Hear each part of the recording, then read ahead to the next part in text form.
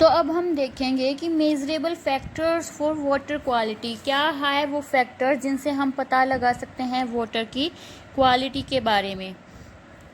Biological demand of oxygen, ये क्या है बायोलॉजिकल डिमांड ऑफ ऑक्सीजन। आपको पता है कि वाटर में छोटे छोटे फाइटोप्लैंक्टन्स रहते हैं, छोटे छोटे एनिमल्स होते हैं, तो उनके ऑक्सीजन की रिक्वायरमेंट कितनी है पोल्यूटेड वाटर में, ताकि ऑर्गेनिक वेस्ट है जो 1 लीटर पानी में 1 लीटर ऑफ वाटर में जो ऑर्गेनिक वेस्ट है उसको डिकम्पोज करने के लिए फाइटोप्लैंक्टन्स को कितनी अमाउंट ऑफ ऑक्सीजन की रिक्वायरमेंट है, उसको बोलते हैं बायोलॉजिकल डिमांड ऑफ ऑक्सीजन। इसको बी और डी भी राइट करते हैं। ठीक है, नेक्स्ट इज डिजॉल्व ऑक्सीजन की अमाउंट, ऑक्सीजन का कितना डिजॉल्व है वाटर में। पीएच ऑफ वाटर, इसको हम यूज़ कर सकते हैं यूनिवर्सल इंडिकेटर की हेल्प से आसानी से पता लगा सकते हैं। Next question is why to manage resources. Resources हैं, हमें मिले हैं, यूज़ करने के लिए मिले हैं, तो हमें उन्हें मैनेज करने की ज़रूरत क्यों है, बताओ आप क्यों है उन्हें ज़रूरत। इसके 3 मेन रीज़न हैं।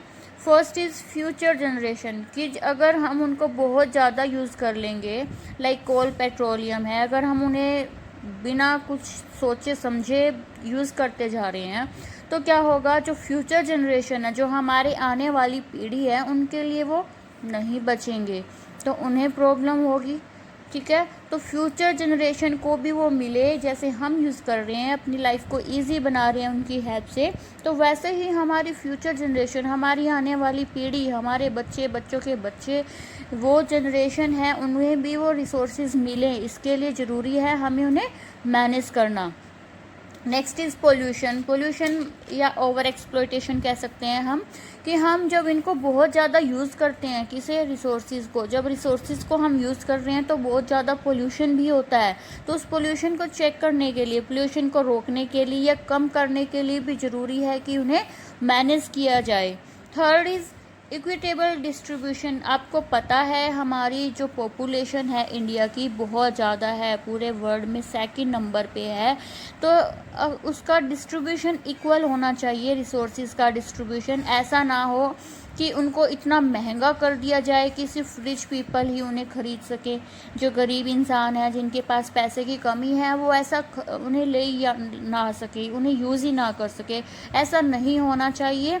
जो रिसोर्सेज हैं वो सबको मिले, इक्वली सबको मिले, इसके लिए उन्हें मैनेज करना बहुत ही ज़रूरी है। तो नेक्स्ट समझ में आ गया आपको रिसोर्सेज को मैनेज करना क्यों ज़रूरी है। Next is forest and wild life, ये इम्पोर्टेंट है इसमें।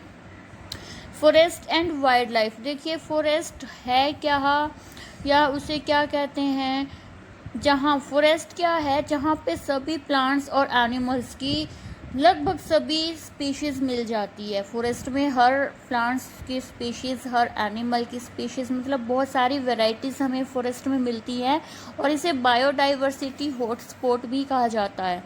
बायोडाइवर्सिटी का मीनिंग क्या है आपको पता है ना, कि लिविंग वर्ल्ड है उसमें कितनी डाइवर्सिटी है।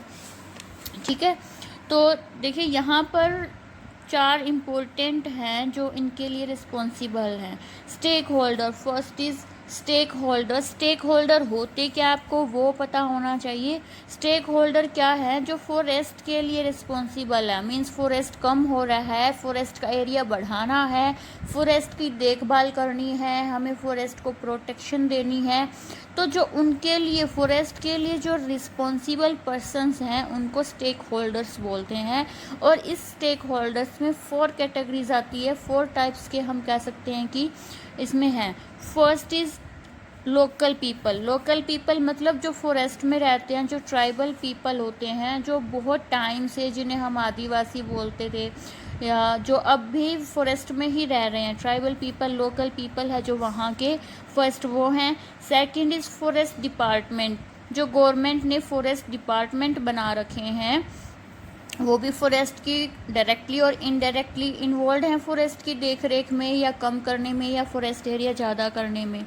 ठीक है, नेक्स्ट इज़ इंडस्ट्रियलिस्ट। इंडस्ट्रियलिस्ट भी देखिए है इम्पोर्टेंट, वो भी फॉरेस्ट को डायरेक्टली और इनडायरेक्टली अफेक्ट करते हैं।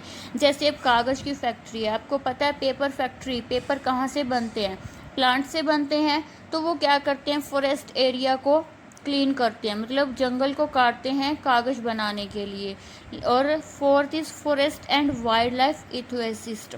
देखिए ये जो है forest and wildlife ecosystem, ये क्या है, सबसे इम्पोर्टेंट है और सबसे ये हैं जो प्रोटेक्शन देते हैं। ये क्या होते हैं, कोई भी सिटी में या एनजीओ जो होती है या दूसरी और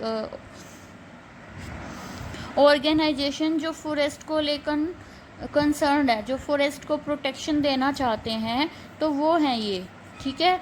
और इंडस्ट्रियलिस्ट देखिए सिर्फ अपने प्रॉफिट के लिए काम करते हैं, लाइक उन्हें टिम्बर चाहिए, लकड़ी चाहिए उन्हें कागज़ बनाने के लिए, तो वो फॉरेस्ट का एक एरिया क्लीन कर देते हैं, लेकिन वो वहाँ पर फिर से नहीं देखते कि वहाँ पर फिर से पेड़ प्लांट ग्रो कर रहे हैं या नहीं कर रहे हैं, या वहाँ पर ऐसी कंडीशंस दी जाएँ कि वहाँ फिर से प्लांट ग्रो कर जाए। जो वहाँ का एक एरिया की जब टिम्बर प्लांट्स ख़त्म हो गए तो वो क्या करते हैं, दूसरे एरिया को क्लीन करेंगे, फिर तीसरे में चले जाएंगे, लेकिन वो जिस एरिया को क्लीन कर रहे हैं वहाँ वो नहीं चेक कर रहे कि वहाँ प्लांट्स फिर से ग्रो कर रहे हैं या नहीं कर रहे हैं, ठीक है। तो ये सिर्फ अपने प्रॉफिट के लिए वर्क करते हैं, ये फॉरेस्ट के लिए ज़्यादा कंसर्न नहीं होते। फॉरेस्ट डिपार्टमेंट है, गवर्नमेंट का है, तो ऑफकोर्स वो कर सकते हैं देखभाल, लेकिन उस डिपार्टमेंट में पीपल कैसे हैं, वो फॉरेस्ट के लिए कितना कंसर्न है, ये उस बात पर डिपेंड करता है कि वो फॉरेस्ट के लिए कितना करते हैं।